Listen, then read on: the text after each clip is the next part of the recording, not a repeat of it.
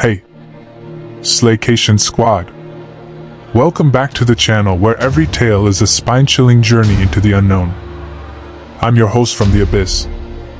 And tonight, we're diving deep into the shadows of horror. But before we embark on this hair-raising adventure, don't forget to subscribe and hit that bell so you never miss a scream. Seriously, you won't want to miss what we have in store for you tonight.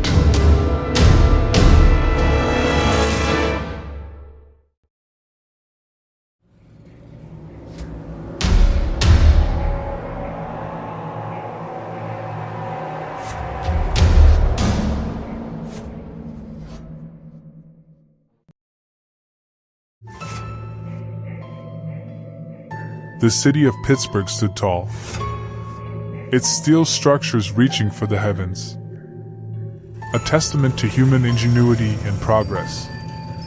Amidst the bustling streets and towering buildings, Frankie Paige, a young woman in her late 20s, walked with purpose.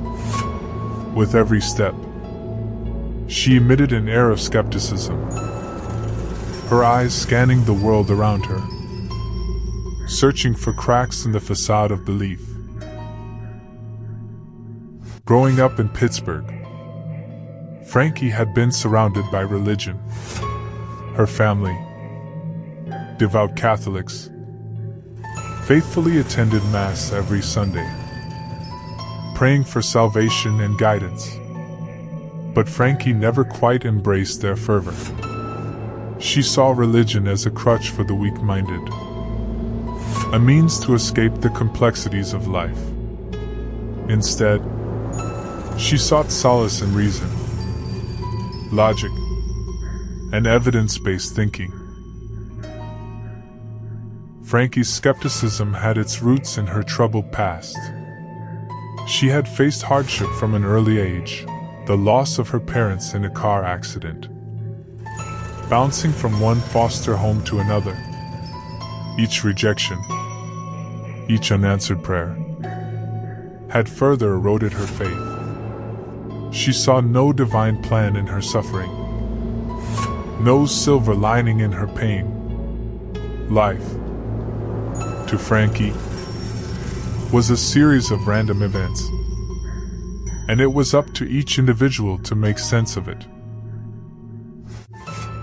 As the years passed, Frankie immersed herself in the realm of science. She studied biology and anatomy, seeking explanations within the intricate workings of the human body. The tangible, the observable, that was her domain, and she excelled in it, becoming a respected researcher at a prominent medical institute. Religion, to Frankie, had become an outdated ideology, a relic of ancient tales and superstitions. She dismissed the concept of higher powers, deeming it nothing more than a coping mechanism for the uncertainty of existence. The idea of miracles and divine intervention, in particular, incited her skepticism more than anything else. How could an intelligent mind succumb to such fantasies? But despite her skepticism, Frankie couldn't deny the pull of the inexplicable. The stories she heard, the unexplained phenomena that circulated, whispered secrets in the dark. Among them, the tales of stigmata haunted her thoughts. The wounds that appeared, seemingly without cause, replicating the sufferings of Christ.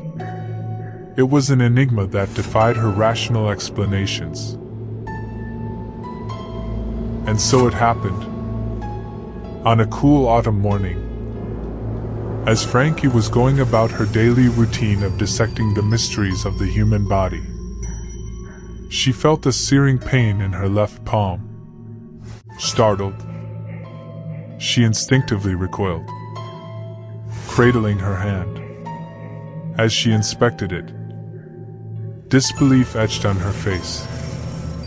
She saw the unmistakable signs, a gaping wound, seemingly self-inflicted, blood slowly trickling out. Fear coursed through her veins, her skepticism momentarily silenced. Frankie called out to her colleagues, disoriented and seeking solace in their scientific minds. But they too recoiled, unable to comprehend the inexplicable wound before them. Panic rose within Frankie, the chasm of uncertainty opening wide. Days turned into weeks, and Frankie continued to experience stigmata wounds on her feet, her wrist, her side. They tore at her flesh, leaving her scarred and broken. She sought medical explanations in vain, visiting countless specialists who shook their heads in bewilderment. There was no rational explanation for her affliction, no scientific literature to provide solace. Word of Frankie's stigmata spread, whispers of a modern-day miracle on the lips of the locals. The Catholic Church took notice, sensing an opportunity to reaffirm their beliefs, to witness firsthand the divine manifestation they so fervently believed in. And so it was that the church sent Father Andrew Kiernan, a skeptical yet dedicated priest, to investigate Frankie's case. Father Andrew arrived in Pittsburgh, his faith holding onto a thin thread of doubt. He had seen the darker side of the church, the corruption and manipulation that stained its history. But he clung to his calling, driven by a desire to uncover the truth, even if it shattered his own beliefs. As Father Andrew met Frankie for the first time, his eyes met her scars, her pain etched across her face. He witnessed her wounds, gaping, raw, and inexplicable. Doubt lingered in his mind, but a sense of purpose ignited within him.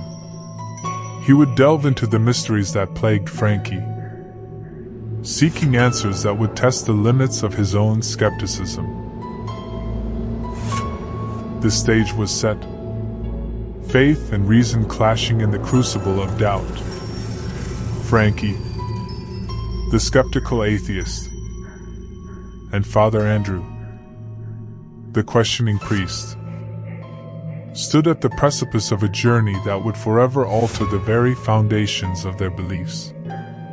As they embarked on this path, their lives would intertwine, their souls would be tested, and the truth, in all its enigmatic glory, would slowly unravel before their eyes.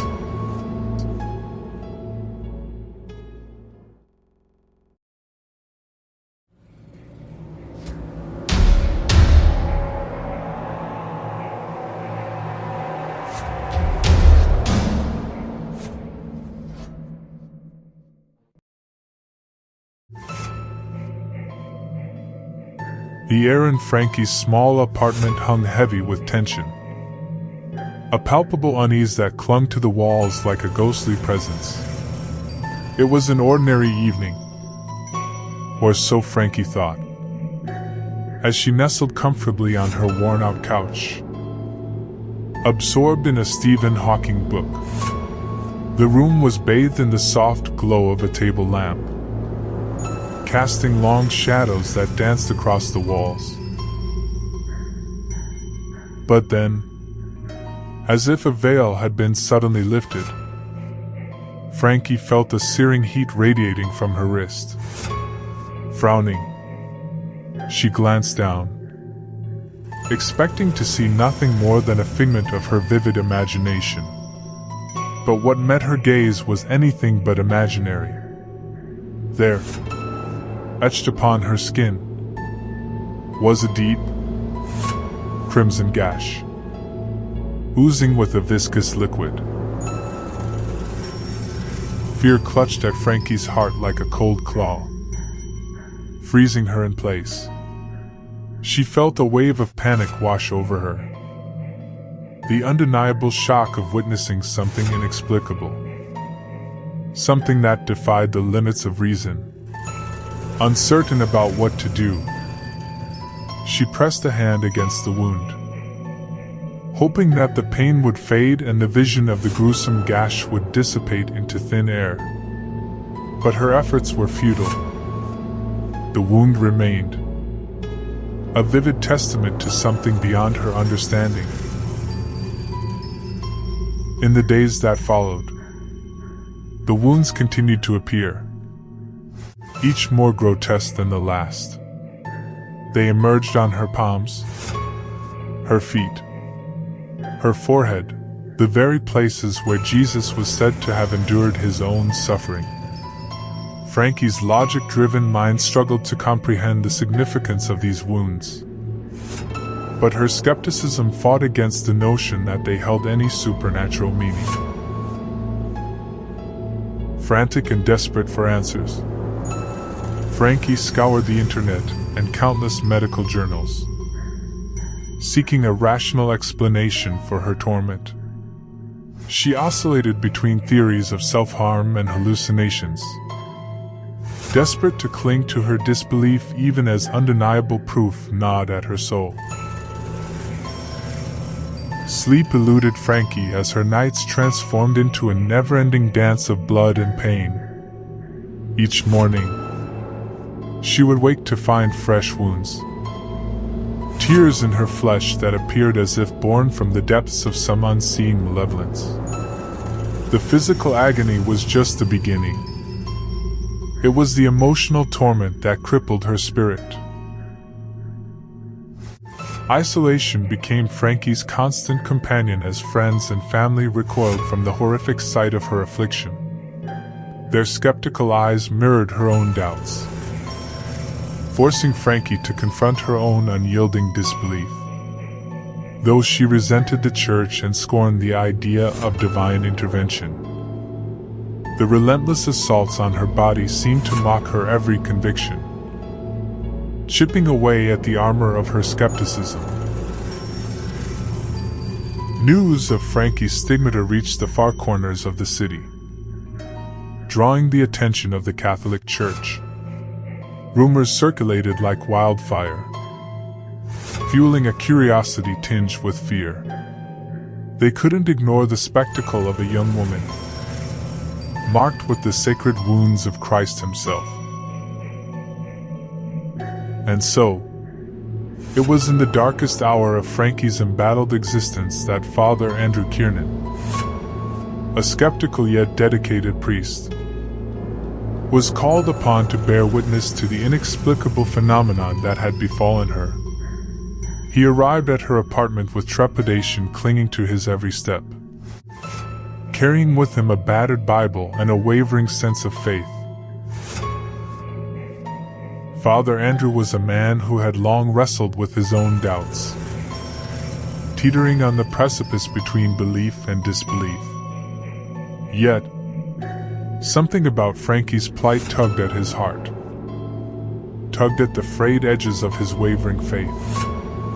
He saw a flicker of his own struggles mirrored in her eyes, a mirror that reflected the shards of uncertainty that haunted them both.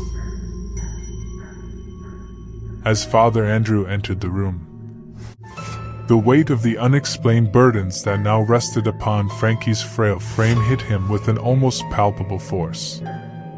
His gaze fell upon the wounds that marred Frankie's body, and he felt a shiver dance up his spine. Whether it was a shiver of fear or awe, he couldn't quite discern. In that moment, as Frankie and Father Andrew locked eyes, there was a shared understanding that the world they knew had forever changed. Doubt and skepticism collided with a desperate desire for answers, creating a maelstrom of conflicting emotions that threatened to consume them both. Chapter 2 had only scratched the surface of the wounds that plagued Frankie, leaving both Frankie and Father Andrew grappling with the weight of the inexplicable. Little did they know, their paths were now irrevocably intertwined, as they embarked on a harrowing journey through faith, doubt, and the unfathomable mysteries that lay beyond the veil of their understanding.